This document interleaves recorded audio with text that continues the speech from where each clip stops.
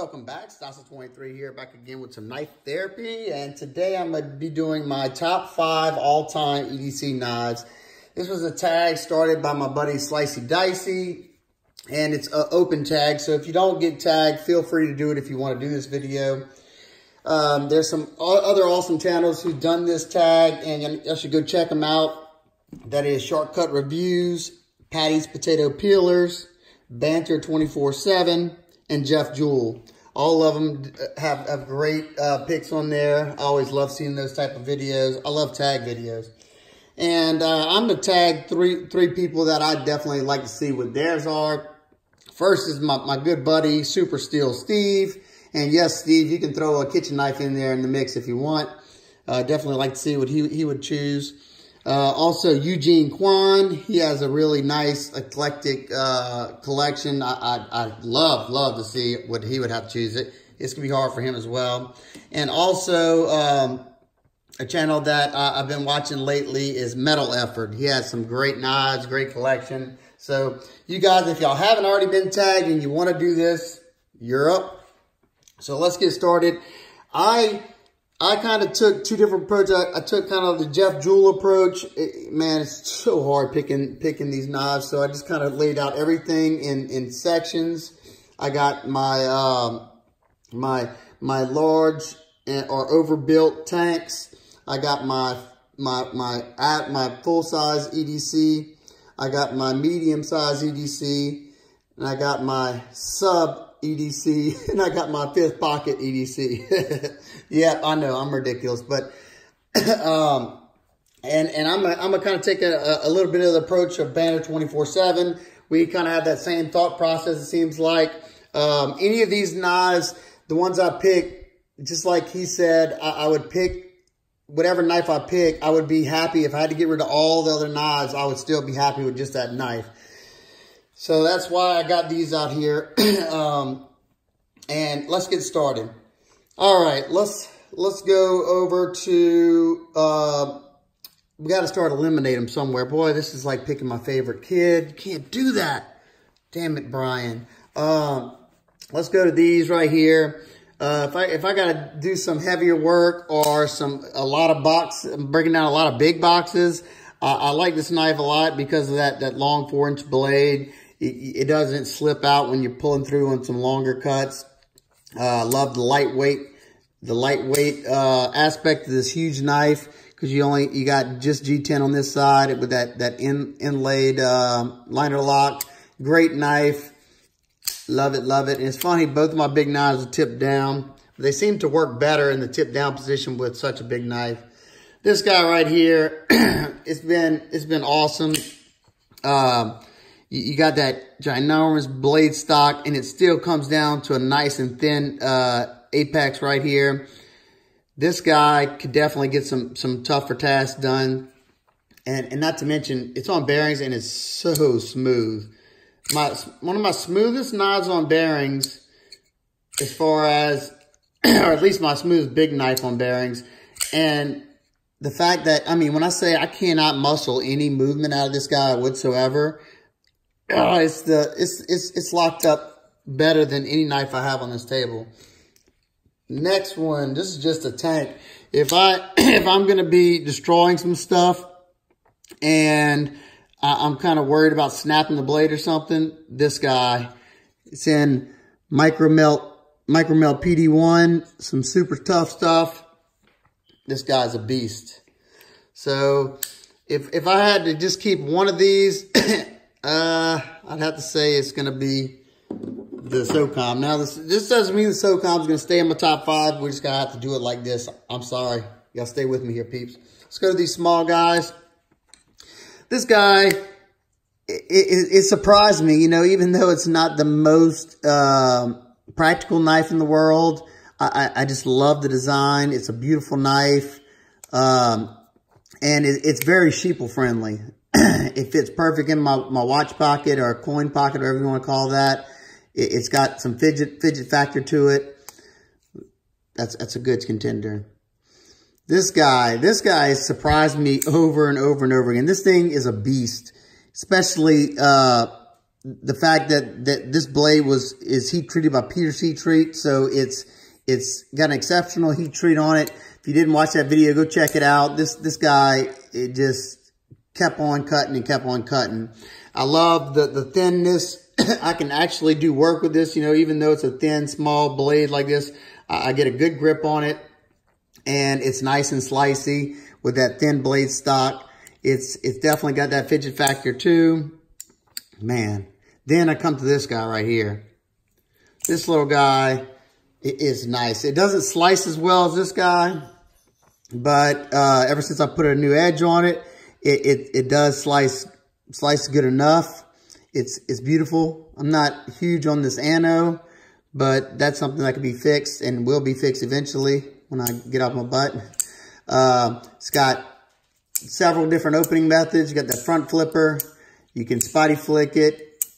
You can regular flick it with your thumb, and you can slow roll it. Super smooth. So if I had to choose out of all these, let's just be real, it's going to be this guy right here. Oh, man, it's getting harder and harder. Let's go to these right here. Started carrying this guy again recently just because I love the Southern. It's their first, Spyderco's first flipper. I got a good one. Mine flips good. It's got CTS 204P. Nice hollow grind on here. And I got these Lightning Strike carbon fiber scales aftermarket. And I decided to polish them up the other day. And they're nice and shiny now. Got that Lightning Strike shining through. So this guy's been in the pocket lately. And this isn't knives that, you know, have been in the rotation forever. Some of them might have been there for a while, but like Bandit 24/7 said, my collection evolves as I grow as a collector. I've been collecting for over 20 years now, so, you know, I'm starting to know exactly what works for me and what puts a smile on my face. So this guy, I bought, I think this is my third or fourth 940, and I always eventually sell them for some reason or another. The aluminum, I didn't like the feel of the aluminum. I didn't like the look of it. So I got rid of two of those, I know. And then I had the carbon fiber S90V version, and it was just extremely light. It felt dainty, even though I know carbon fiber is super strong. So I picked this guy up. I got a screaming deal at my local shop that I couldn't pass up. And I put a nice edge on there, and this guy's been getting some work. And even though it's thick behind the edge, it's, you know, it's a decently thin blade stock, this thing still cuts great. I mean, I know that edge is what's doing the cutting, and you can't deny the comfort in hand. And of course, definitely has a fidgetability. So that's, man, this is gonna be a hard one. This guy, you know, this guy's just a beauty. I love the tolerances and, you know, how well made these knives are. Love the sound of that thwack of the lock. The smoothness on the Nkoses just blow me away. To me, the Nkoses are super smooth. Smoother than the 21s I felt, at least this one is. And I think that's because I don't think there's as much lock bar tension on the Nkoses, because you have the ball that ball coming in contact with the blade tang. So this one is something I carry whenever I want a nice knife. I mean, a dressier knife in my pocket, or I just want that solid feel. But this one doesn't get carried as much as those, just because it's a little bit chunky. So we're going to eliminate this one. We're going to eliminate this guy too, just because I haven't carried as much as these other ones. This guy's is fairly new, but you know, the more I carry it, the more I like it. And I know somebody said this thing would never be like a free dropper, but mine is. I cleaned it the other day and I polished the washers on it, and this guy is a guillotine. Maybe I just got a good one. Super comfortable in hand. Love the wire pocket clip. I do have some complaints about the knife, but I love having this full blade on here. Full length blade, very lightweight, comfortable as can be. So out of these two, oh, it's a tough one. I'll say out of these two, this is the one I've been carrying more. So That's a very hard one. The Kapar is going to go. Oh, Lord. So we got these two sections. We'll go to my mid subs, whatever you want to call these. Let's go here first. Whenever I want a very, very slicey blade, you know, my cardboard destroyer, this is the one I usually choose just because it's so stinking thin behind the edge, 8/1000 behind the edge with a 15 degree per side bevel on there. And look, that's still a skinny bevel. This guy is just a slicing machine. Also S90V, they do a good job on their heat treat. God, this one's great, but I'm going to eliminate this one right now because it doesn't have any fidget factor to it. It's just a good worker, and that's good, but this wouldn't be one that I would want, you know, if I didn't have any other knives. Let's go to this guy right here. I love the custom feel and custom look of this knife. Very well made, super smooth, pretty comfortable in hand, nice and thin hollow grind. There's a lot to like about this knife. Not the prettiest thing. It looks like this thing was stuck in a car door and snapped off. It definitely looks like a broken blade there. I like this guy, but it doesn't really do it for me aesthetically. It definitely has that fidget factor to it. You can open it pretty much every way except flipping because you don't have a flipper. But definitely a beautiful knife, but this one is just going to have to go. I just picked this guy up the other day from my buddy Zelric. It's a lefty Sabenza 21 small in Sengo. I'm ambidextrous pretty much with my knives, so I didn't mind having a left-handed Sabenza. I carry a knife in my left pocket anyway, so I figure why not get one that is supposed to be there. And I've been loving this guy because it was already a user, and that way, you know, I'm not afraid to put it in the shop and use it in the shop. It was actually in my shop the other day, and I was like an idiot cutting some sandpaper with it, and I got a little nick in the blade right here. I don't know if it's from sandpaper or something else I cut, but yeah, I know I'm an idiot. Definitely had to clean it out after because it was nice and grimy and making some weird noises as I closed it. But thoroughly love this knife. For me, the small 21 is perfection in my hand. I don't have anything left over, but I get the perfect grip on it. Absolutely love this guy. Then got this one. This is another new one. I got this one from a buddy, and I love a lot about this guy. I've been putting this guy to work lately. I don't love the finish because you can see the lub marks on it already. Yeah, you can see all the scratching already just from breaking down cardboard boxes and plastic and stuff like that. So I'm not a fan of the finish on there, but I have grown to love this knife. It's another great fidget factor to it.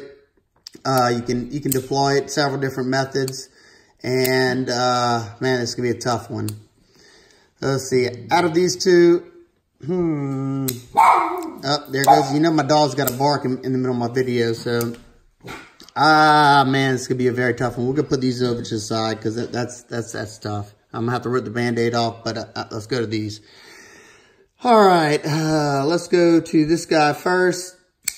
Beautiful knife, excellent, super smooth. One of my smoothest. I got a few like this though. Super guillotine, solid lockup, no movement, up or down, left or right. XHP steel, beautiful finish. Love that carbon fiber overlay right there. Nice knife, perfect in hand as well as far as it's about like the 21. But this guy's gonna have to go because it's not the best slicer. It's pretty thick behind the edge. And the flipper tab is not the most comfortable because you got to catch it on that edge right there. Even though it's doable and it doesn't bother me that bad, that one's just better and that one's just better. So we'll eliminate this guy. We'll go to this one right here. Power 3. Kick the Power 2 out of my collection just because this size works better for me. I love the Rex 45s. One of my favorite steels at the moment. Definitely had that fidget factor. And I cleaned this guy up the other day, and this is the smoothest smoothest power that I've ever had. Very, very smooth.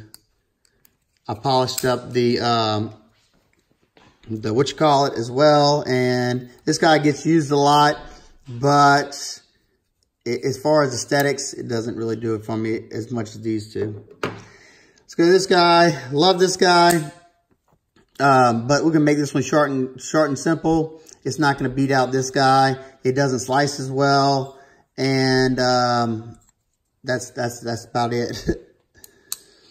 So now we're down to this guy. This one is just a dream. I absolutely love this knife. I've always loved the look. It's just, you know, there's no frills, just plain Jane. It's a nice slicer with that full flat grind on there. S90V steel, the smoothest knife in my collection. And it's a different kind of smooth. That hydraulic drop is just, woo, nice. Rockets out there, super comfortable in hand, nice and thin, nice and lightweight. Love it. So that one's definitely in the top 5. So we're down to these. So only one has to go. So I don't have to eliminate one of these. And I'm going to make this quick as well. This one's going to go. Mainly because I don't have enough use for the big knives. I don't do no hardcore work. I don't work at all right now because of my accident. So this knife, you know, even though it would need to be, it needs to be in the collection to have that big overbuilt knife, it's just not one that I use that often. So this is my top 5. Let me know what y'all think. Let me know if I put one out that y'all wouldn't have put out. This is the only one that, you know, it was a tough call. I don't know. The Kapara is great. And maybe after I have some more use on the Kapara, maybe it would take the place of this guy. But this guy, as far as how it carries, how it feels in hand, has that nice fidget factor to it. It doesn't even slice as good as the Kapara. So really, you know, the Kapara is an honorable mention. I don't know. Like I said, I just had more use on this guy. This guy looks better. It's probably more ergonomic. I'm kind of retracting, but like I said, I just don't have as much use on this guy yet as I do on the 940. The 940 has been to work ever since it went in the pocket. So that's just the way you got to keep it real. And let me know what y'all think about my picks. Let me know, like I said, if y'all would have done something different. Also, like I said, go check out those other guys. They're great channels. Hopefully, those 3 guys I tagged will do the video as well, because I'd love to see what they choose. If you have any questions, comments, concerns, please leave them down below. Oh, I also did a knife sale on Instagram. If you're on Instagram and you hadn't checked it out, go check it out. There's still a few left. I sold a lot of them, so I got some funds for the channel. And hopefully, y'all see some new stuff coming in the near future. All right, guys and girls, hope everybody's having an absolute wonderful day, and I'll see y'all next time. Peace.